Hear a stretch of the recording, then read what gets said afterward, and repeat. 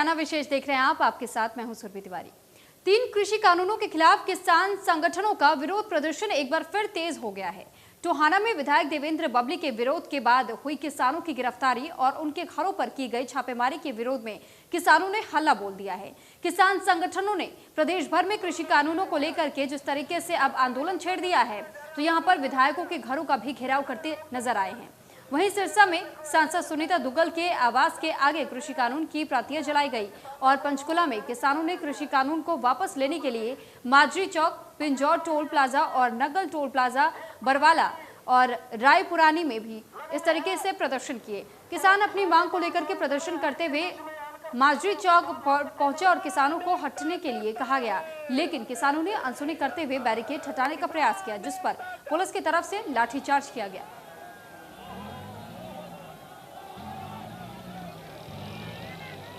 तो आपको ये 8 तस्वीरें दिखा रहे हैं प्रदर्शन के दौरान कि देखिए किस तरीके से जब किसानों ने प्रदर्शन करते वक्त पुलिसकर्मियों पर हल्ला बोल किया और साथ ही जो सांसदों को घेराव करने की बात उन्होंने की थी, सांसदों के घर के घेराव करने का भी ये दृश्य हम आपको दिखा रहे हैं। सिरसा, फतेहाबाद, इंद्री, हांसी, पंचकुला, कुरुक्षेत्र, करनाल और नारनौल की 8 तस्वीरें आप देख सकते हैं प्रदर्शन के दौरान की कि आज किस तरीके का माहौल देखने को पूरे दिन भर में मिला।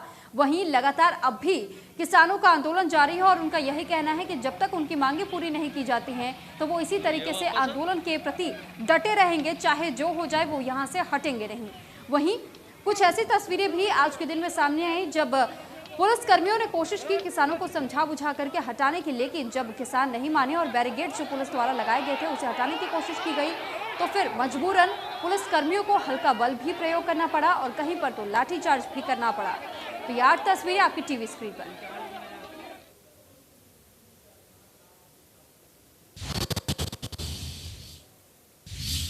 और वहीं प्रदेश में प्रदर्शनकारियों की हिंसा में थमने का नाम ले रहा है। अब हम आपको 2 तस्वीरें दिखाते हैं जिसे देखकर आप भी सोचने पर मजबूर हो जाएंगे कि आंदोलन के नाम पर प्रदर्शनकारी किस तरह से मनमानी पर उतारू हैं।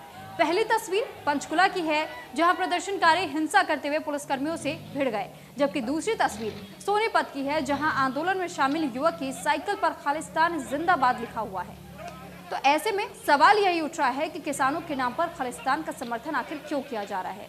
तो ये 2 तस्वीरें और 2 तस्वीरों से आप भी अंदाजा लगा सकते हैं कि आखिर किसान आंदोलन है तो यहाँ पर खालिस्तान का समर्थन क्यों नजर आ रहा है, क्योंकि आंदोलन में हिंसा भी देखी जा रही है और ऐसे प्लेट्स भी नजर आ रहे हैं जहां पर साइकिल पर ये एक छोटा सा प्लेट लगा हुआ था जिस पर साफ तौर पर देखा जा सकता है कि इस पर लिखा हुआ है खालिस्तान जिंदाबाद। तो खालिस्तान का समर्थन आखिर किसान आंदोलन में क्यों किया जा रहा है, ये अहम सवाल।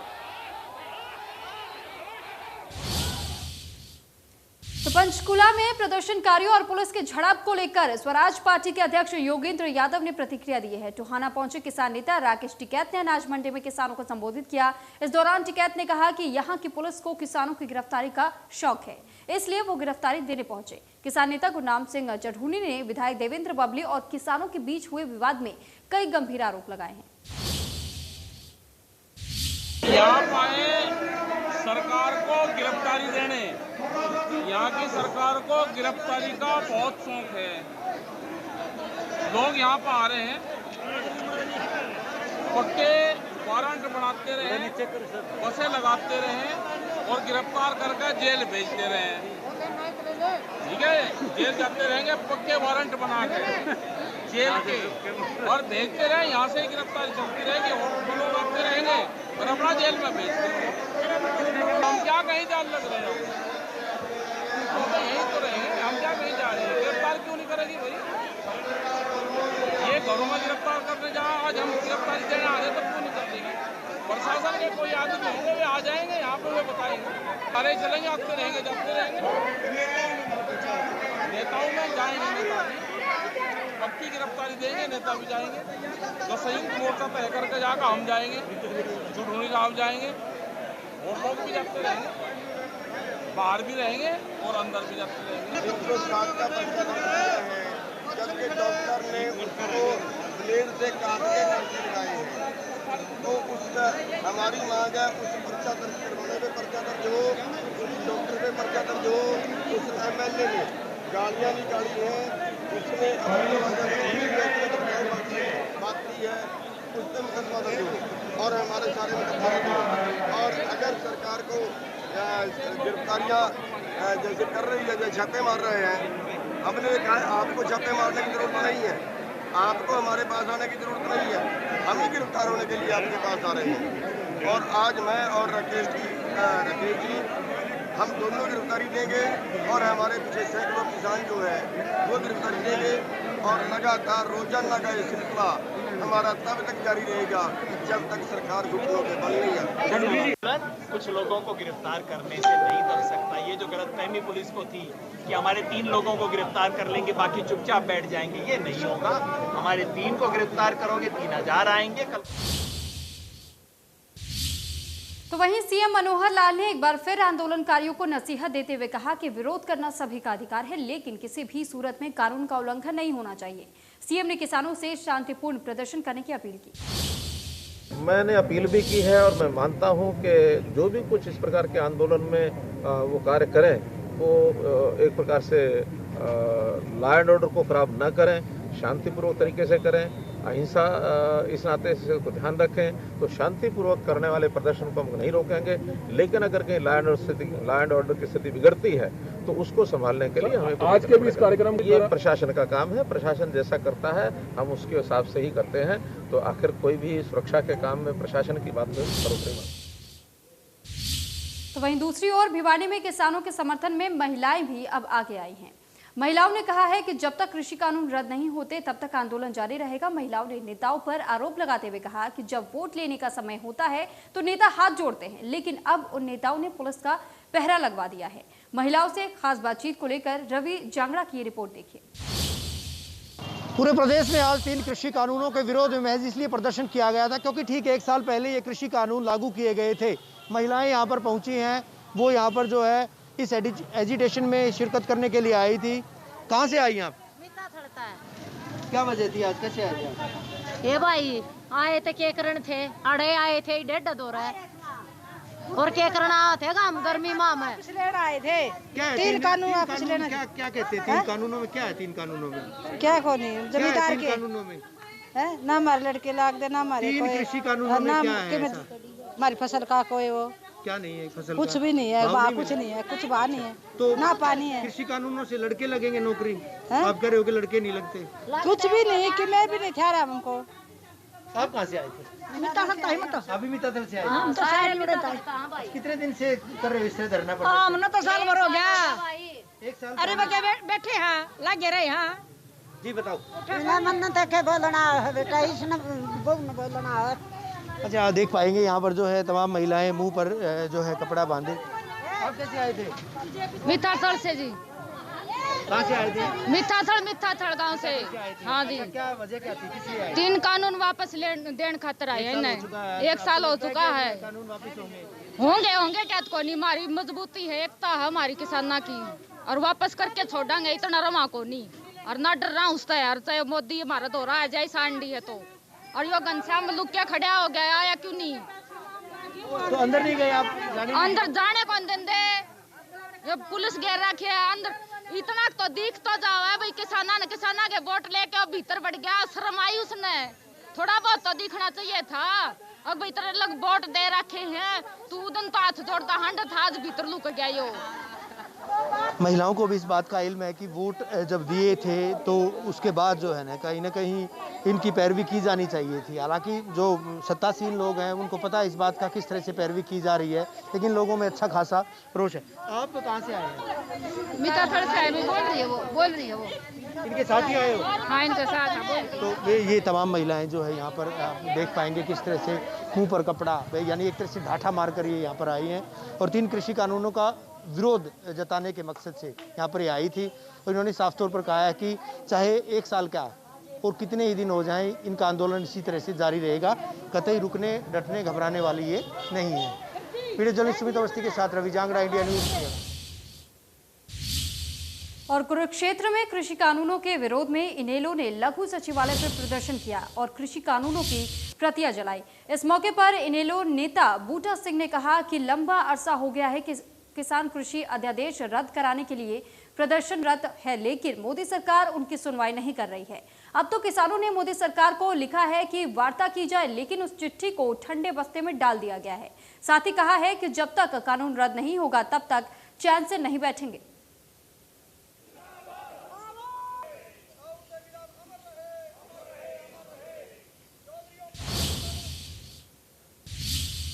शिक्षा मंत्री कंवर पाल ने प्रदर्शन को लेकर कहा कि हर किसी को शांतिपूर्ण ढंग का प्रदर्शन करने का अधिकार है, लेकिन सिर्फ प्रश्न करने से समस्या का समाधान नहीं हो सकता। वहीं राज्यसभा सांसद रामचंद्र जांगड़ा ने कहा कि प्रदर्शन को लेकर कहा है कि इससे कोई फर्क नहीं पड़ता और प्रदर्शनकारी चंद बहकाए हुए लोग हैं, जबकि किसान कृषि कानून के बारे में अच्छी तरह समझ चुके हैं कि नए कृषि कानून उनके हित में है। मैंने आज तक कभी किसानों के खिलाफ एक शब्द नहीं बोला। मैंने सच्ची बातें कही हैं। मैंने ये कहा है कि अगर इन बिलों का विरोध कर रहे, ये बिल किसानों के हित के बिल हैं।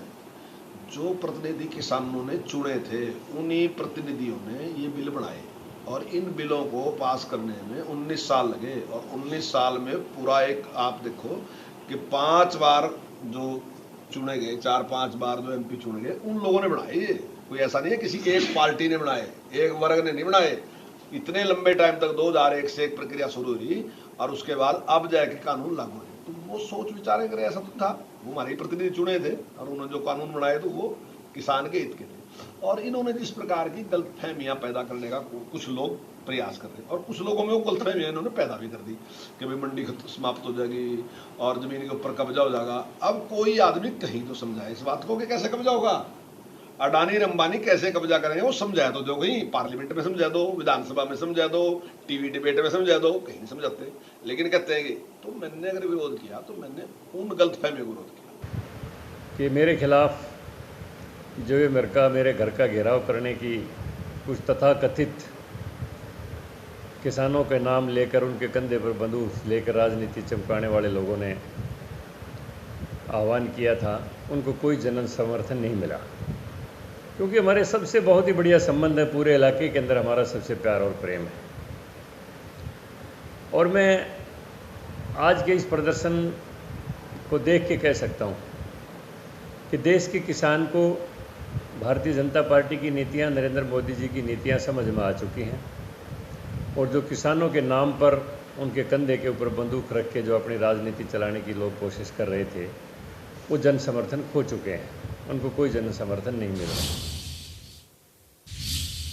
तो प्रदेश के गृह मंत्री अनिल विज ने राहुल गांधी पर एक बार फिर से निशाना साधने का काम किया। अनिल विज ने कहा कि राहुल गांधी बीजेपी सरकार की कमियां निकालते रहते हैं, जबकि कांग्रेस शासित राज्यों में वैक्सीन को बाजारों में बेचकर मुनाफा कमाने का काम चल रहा है, लेकिन राहुल गांधी कांग्रेस शासित राज्यों के बारे में कुछ नहीं बोलते। इसके साथ ही अनिल विज ने कहा कि पीएम नरेंद्र मोदी की अगुवाई में बीजेपी सरकार बेहतर काम कर रही है और ये बात राहुल गांधी बर्दाश्त नहीं कर पा रहे। राहुल गांधी मॉडल है कि केंद्र से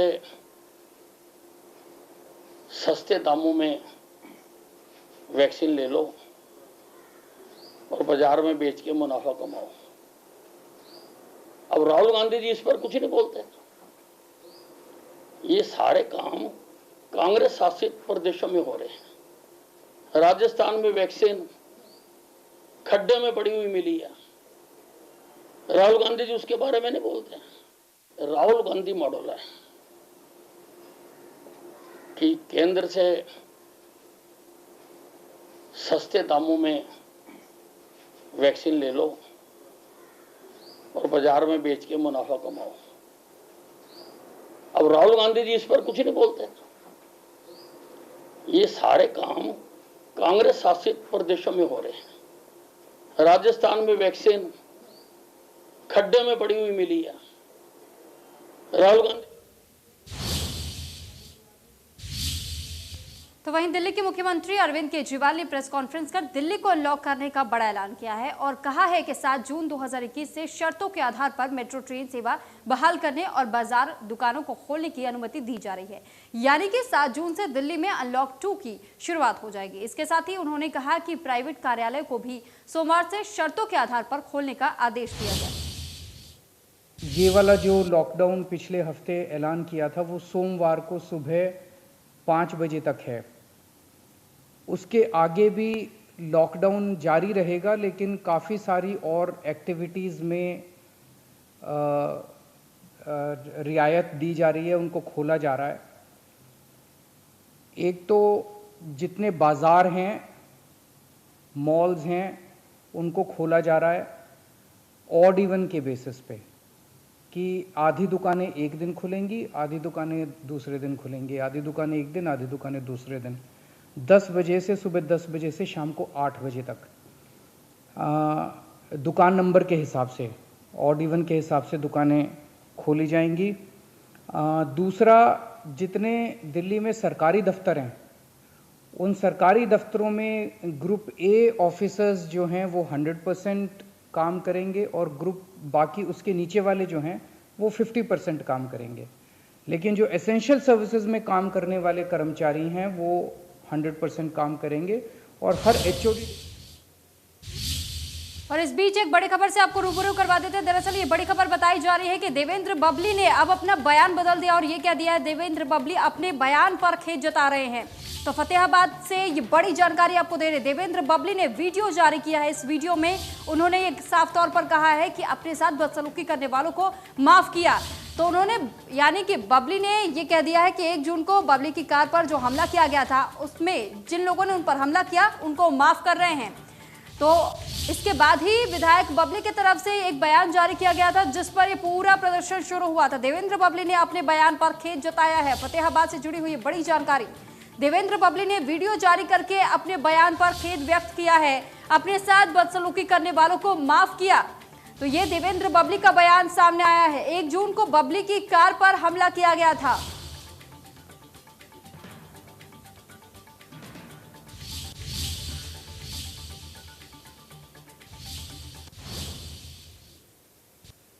और अब आपको सुनवाते हैं कि विधायक देवेंद्र बबली ने इस पूरे मामले पर क्या कुछ कहा है। सुनिए।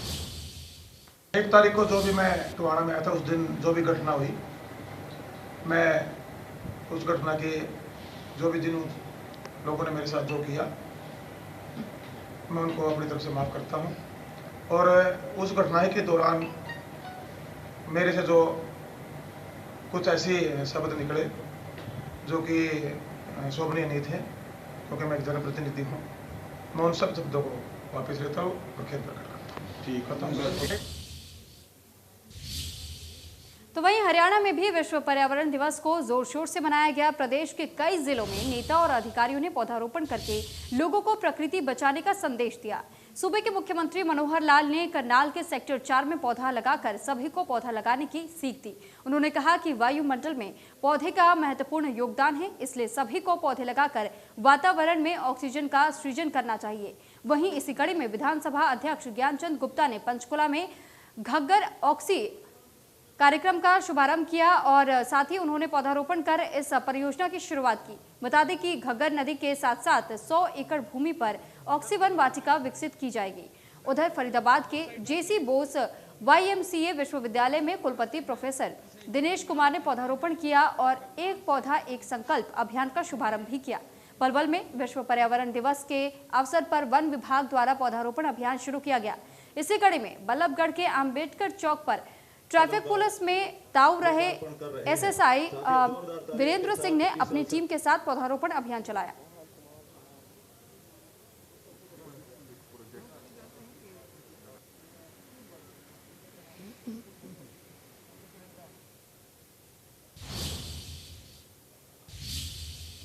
तो वहीं करनाल में विश्व पर्यावरण दिवस पर मुख्यमंत्री मनोहर लाल ने करनाल में पौधारोपण किया और प्रदेश में ऑक्सीवन बनाने की बात कही है। तो आपको ग्राफिक्स के माध्यम से इस पूरे बात को समझाने की कोशिश करते हैं। तो हरियाणा में अब 3 करोड़ पौधे लगाए जाएंगे और वहीं 2 करोड़ पौधे देसी प्रजाति के बताए जा रहे हैं जो कि लगाया जाएगा।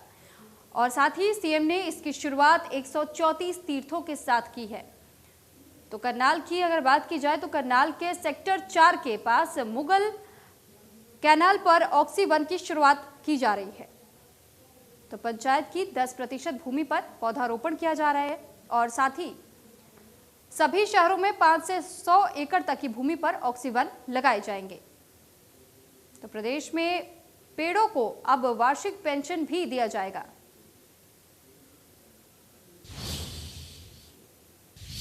तो विश्व पर्यावरण दिवस पर सीएम मनोहर लाल ने करनाल में क्या क्या किया है, अब आप ये भी ग्राफिक्स के माध्यम से जान लीजिए। तो देखिए, बेल, बरगद, आंवला, पीपल और अशोक के पौधे उन्होंने लगाए और साथ ही 3 अन्य परियोजनाओं का भी शुरुआत उन्होंने किया। तो प्राण वायु देवता पेंशन स्कीम की शुरुआत भी आज की गई। नगर वन पंचकुला का शिलान्यास किया और साथ ही कुरुक्षेत्र तीर्थ के 134 स्थलों पर पंचवटी पौधारोपण किया गया है।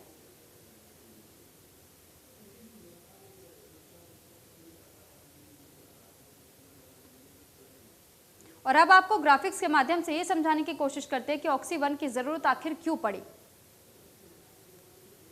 तो कोरोना महामारी में सबसे बड़ी समस्या वायु की हुई, जो पेड़ पौधों से मिलती है। प्राण वायु का कोई विकल्प नहीं है, इसी कारण से इसका नाम ऑक्सीवन रखा गया। कोरोना काल में जो भी ऑक्सीजन प्रयोग की गई वो कृत्रिम थी और प्रदेश में 300 MT की सप्लाई का प्रबंध किया। वन विभाग ने 3 करोड़ पौधे लगाने का निर्णय लिया है।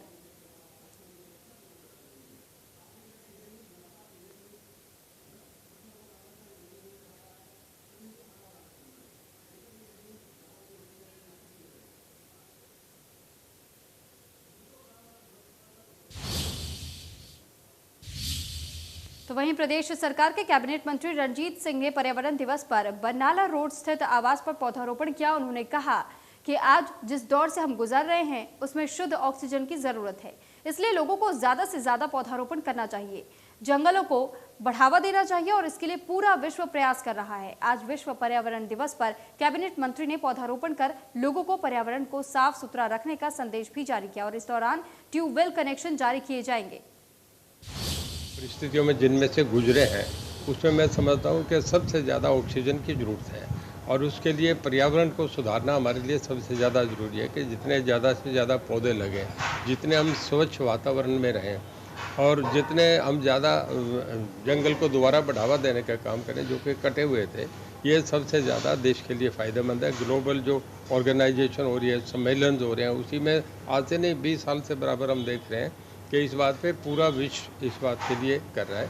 तो आज करके खास करके विश्व पर्यावरण दिवस पे मैं उन लोगों को श्रद्धांजलि अर्पित करता हूं जो कोरोना के इस काल में जिनके माँ बाप चले गए, बच्चे रह गए और इसके लिए हरियाणा सरकार ने एक विशेष पैकेज को लॉन्च कर रहे हैं कि उन बच्चों को खड़ा करा जाए, वो बच्चे अपने पैरों पे खड़े हों।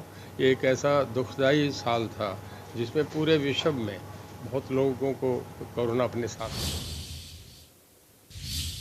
तो कोरोना की पहली लहर और अब दूसरी लहर, अंबाला वासियों पर जब भी संकट आया, पूर्व केंद्रीय मंत्री विनोद शर्मा और मेयर शक्ति रानी शर्मा लोगों के साथ खड़े हुए दिखाई दिए। मुश्किल घड़ी में हमेशा पूर्व केंद्रीय मंत्री विनोद शर्मा ने लोगों की मदद की। अंबाला में शहर और ग्रामीण इलाकों में लगातार पूर्व केंद्रीय मंत्री ने सैनिटाइज करवाया ताकि कोरोना संक्रमण को फैलने से रोका जा सके। साथ ही लोगों को हैंड सैनिटाइजर, मास्क और कोरोना किट भी बांटी गई ताकि अंबाला वासी सुरक्षित रहे। पूर्व केंद्रीय मंत्री विनोद शर्मा की इस पहल से अंबाला वासी उनका धन्यवाद भी कर रहे हैं।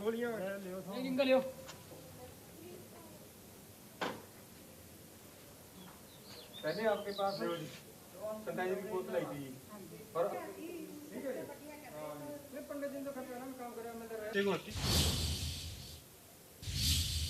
फिलहाल मेरे साथ हरियाणा विशेष में इतना ही। मुझे दीजिए इजाजत। नमस्कार।